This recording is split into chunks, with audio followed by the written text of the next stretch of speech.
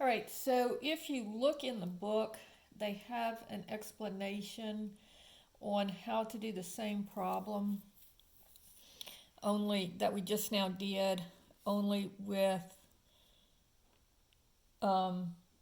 generic points. So if this is 0, 0, and then point B is the point BC, and then the point C is A0, and this is your triangle. So you're using these values instead of using the points that I had before, 2, 2 and 4, 0.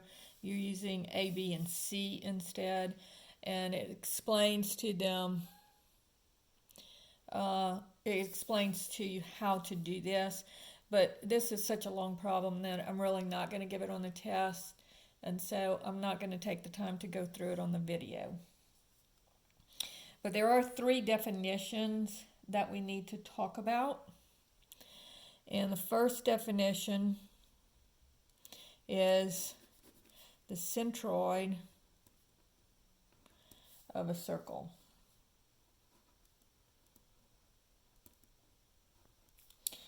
And it's a point where the medians intersect. So if I have a triangle that looks like this, and again, I'm not going to go through the derivation of it. This is all in the book. And if you'd like to see it, just let me know and I will go through it. But I'm not going to do it as part of the class for everybody to have to watch. So again, if this is A, this is B, and then this one they call this A and B. And this is point C, and they call it C0. Now, if you recall what the median is from this midline, or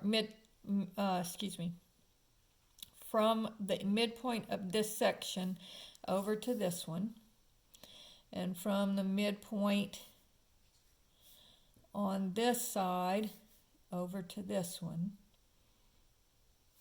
and then finally from the midpoint here up to this point. And again, these 2 are equal, these 2 are equal to each other, and these 2 are equal to each other.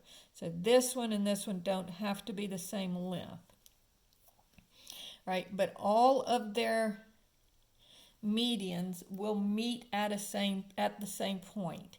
And we'll call this point G, and that point is called the centroid of the circle.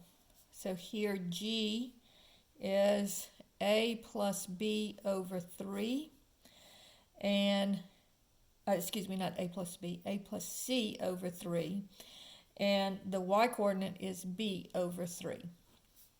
All right, and so let's say that I have the point, here are the 3 points.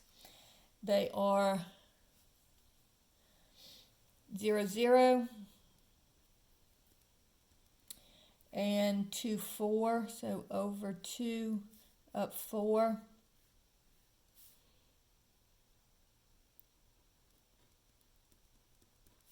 And then the last point is over 6, up 0. 1, 2, 3, 4, 5, and 6.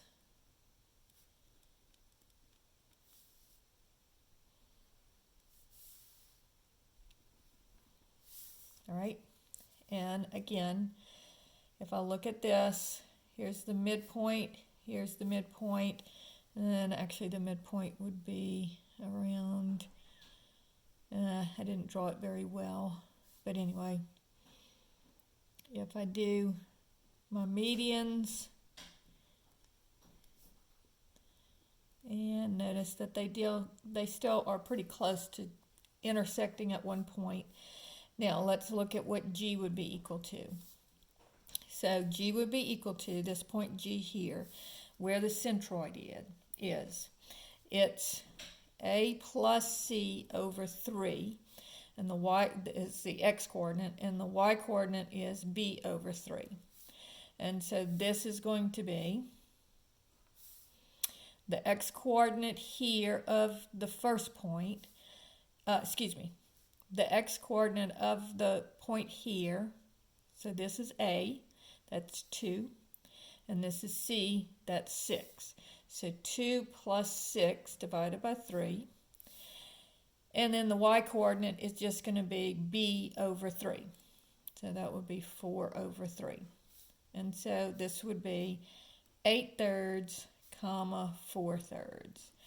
And so this is going to be, if I divide 3 into 8, it goes 2 times.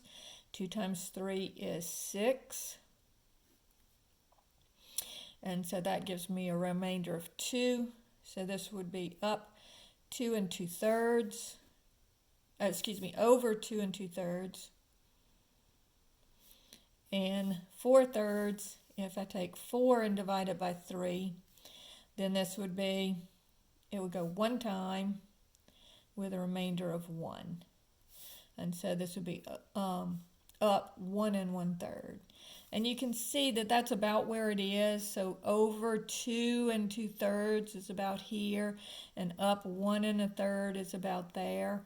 So it is about, I mean, even from the graph that I did, it looks about right. So if I give you a question on centroids, basically you need to know the definition of it. It's the point where the medians intersect, and then you can put this little formula down for on your formula sheet to have during the test. All right, then the next definition is the orthocenter.